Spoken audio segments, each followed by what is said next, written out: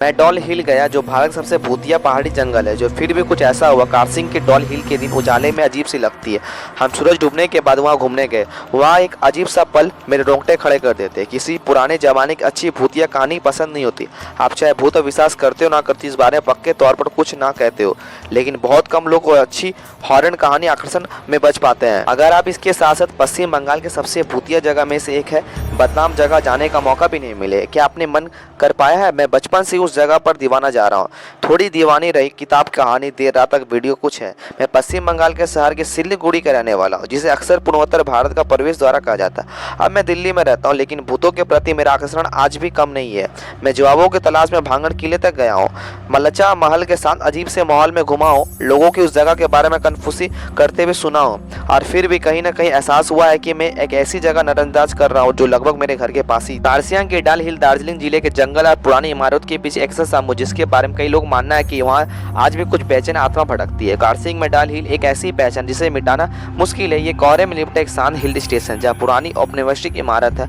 भूतों की ऐसी कहानी जो कभी पुरानी नहीं पड़ती, इन सब के केंद्र है विक्टोरिया बॉयज हाई स्कूल, एक वीराना इमारत जो किसी हॉरर फिल्म की स्क्रिप्ट के साथ बाहर निकली हुई लगती है। लोग इसकी बंद गलियारों में घुसते, अजीब कदमों की आहट, टूटी खिड़की से आती फुसफुसाहट, एक ऐसा बिन सिरे वाले रोंगटा खड़े कर देने वाली कहानी के बारे में बात कर रहे हैं, जिसके बारे में कहा जाता है वो सर्दियों की लंबी छुट्टी के दौरान स्कूल मैदान में दिखाई देता है। लेकिन स्कूल में इस कहानी सिर्फ आधा हिस्सा ही है। पास की जंगल में पतली सी सड़क, जिसे लोग डर के मारे डेथ रोड, मौत की सड़क भी कहते हैं, वहाँ भी एक ऐसी कई चीज दिखाई दे। पेड़ के बीच में सरकती परछाई जैसे आकृति, कोहरे में चमकती आंखें। जब अकेले जा रहे तो एक अजीब से एहसास होने लगा, कोई आपको नजर रख रहा है। कुछ कहानियों के पुराने औपनिक दौर पर साजिश मिलती, कुछ कहानियां वहाँ के प्राकृतिक लोकगीत में आती, जिनमें जंगल की ऐसी आत्मा का जिक्र है जो कभी को रक्षा करती तो कभी बदला भी लेती है। बड़ा होते हुए मैंने सारी कहानी सुनी, फिर भी कभी कभी वहाँ जाने की हिम्मत नहीं जुटा पाता। वह एक आस्तिक होने के नाते मुझे हमेशा से अंजाम से डर लगता है, कहीं सचमुच कुछ ना हो जाए। लेकिन जब मेरे दोस्त ने सिर्फ एक मकसद लेकर सिल्लीगुड़ी आए, डाउन हिल के डरावने जंगल में भूतों की तलाश करे, तो आखिरी मैं मान ही गया था। स्थित उस पुराने स्कूल की कहानी आज भी लोगों के दिल में सिहरन पैदा करती, क्योंकि वहाँ की ठंडी हवा जैसे किसी अनकित शास्त्रीय गुज छिपी हुई। ये घटना कई साल पहले, जब सर्दियों का मौसम था, पूरा इलाके में घने कोहरे से ढका हुआ था। उस समय स्कूल का लगभग खाली पड़ा रहता, क्योंकि छुट्टी चल रही है। लेकिन कई कई नए शिक्षक आ रहे हैं, वहाँ के सरकारी क्वार्टर में रहने आए थे। उसके प्राकृतिक बेहद लगाव था, पहाड़ी की शांति उसे आकर्षित करती। लेकिन जैसे उसने उस जगह पर कदम रखा तो उसे एक अजीब सा एहसास हुआ, जैसे कोई उसे देख रहा हो, जैसे हवा में कोई अनजान बोझ हो। स्थानीय लोगों ने उसे पहले चेतावनी दी थी, डाउन हिल जंगल में खासकर स्कूल के पुराने ब्लॉक के आसपास शाम के वक्त ना जाएं, तो वो कहीं रहस्यमय घटना हो चुकी है। कुछ लोग कहते हैं कि वहाँ एक बिन सिर वाले लड़का घूमता है, जो कुछ दावा किया रात के समय कदमों के बाद सुनाई देती है, जैसे कोई अदृश्य व्यक्ति लकड़ी के फर्श पर चल रहा हो। लेकिन आर्या ने इस सब बात को अंधविश्वास मानकर नजरअंदाज किया। शुरुआत के कुछ समय ठीक थे, लेकिन रात के जब उसने अपने कमरे में बैठकर किताब पढ़ रही थी, उसे अचानक एक मंजिल किसी के चलने के बाद सुनाई देती है, धीमी लेकिन स्पष्ट, टक टक टक टक। उसे सुनकर शायद कोई चौकीदार होगा, लेकिन उसने बाहर देखा तो पूरा कॉरिडोर खाली था। उस रात के बाद ये आवाज हर रात सुनाई देने लगती, हर बार वो करीबी लगती थी। धीरे धीरे आर्या को एहसास होने लगा वो अकेली नहीं, कोई हमेशा उसके साथ आपस में मौजूद। एक दिन उसे हिम्मत करके स्कूल के पुराने हिस्से में जाने का फैसला किया, जहाँ वर्षों से कोई नहीं गया। वहाँ दीवार के जर्जर थी, खिड़की टूटी थी, हर जगह धूल जमी हुई थी। लेकिन जैसे जैसे अंदर घुसते ऐसा लगा जिसके उसके पीछे कोई नाम पूछा था, आर्या आर्या। उसके तुरंत पीछे मुड़कर देखा, लेकिन वहाँ कोई था नहीं, सिर्फ एक लंबी सांस सुना कॉरिडोर अंधेरे पर खोते जा रहा था। उसी क्षण से ब्लैक बोर्ड पर कुछ लिखा था दिखाई दिया, पहले तो वहाँ नहीं था, मुझे सिर पर सिर वापस दे दो। ये देखकर उसके हाथ पांव कांपने लगे, वह भागकर वहाँ से बाहर आ गई। उस दिन के बाद उसकी हालत खराब होने लगी, उसे हर जगह वही सब सुनाई लग रही, जो उसके सपनों में भी। वो एक शाम कोहरे के बहुत घना था, पूरा इलाका लगभग अदृश्य हो गया था।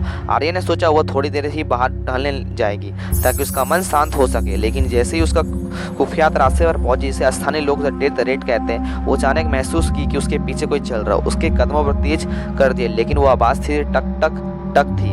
अब ये बिल्कुल उसके पीछे ही थी। डर के मारे उसके पीछे मुड़कर देखा, जो उसने देखा उसकी सांस थम गई।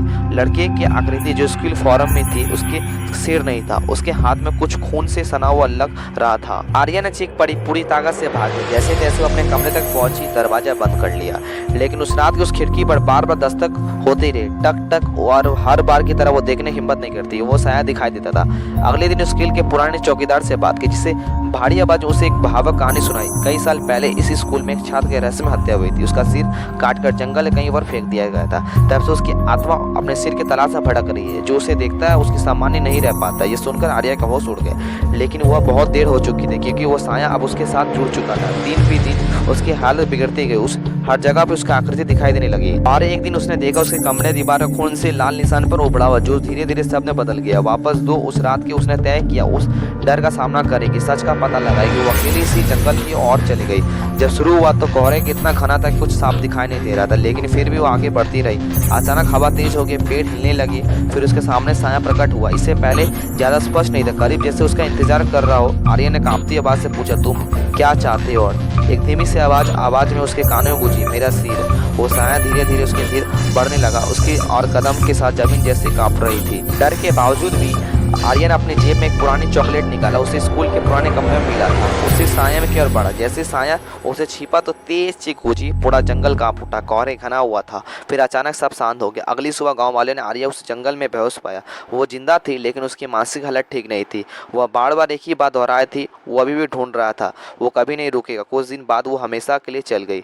लेकिन आज भी डॉल हिल उस स्कूल के बारे में कहा जाता है। सर्दियों की रात में जब कोहरा सब कुछ ढक लेता है तो वो आज भी कदमों की आवाज सुनाई देती है। और कभी कभी कोई बिन सिर वाला साया उन सुनसान रास्तों पर भटकता जो दिखाई देता जैसे अब अपनी खोए हुए हिस्से की तलाश में है। अगर वीडियो अच्छा लगे तो कमेंट से राय देना। न्यूज़ चैनल को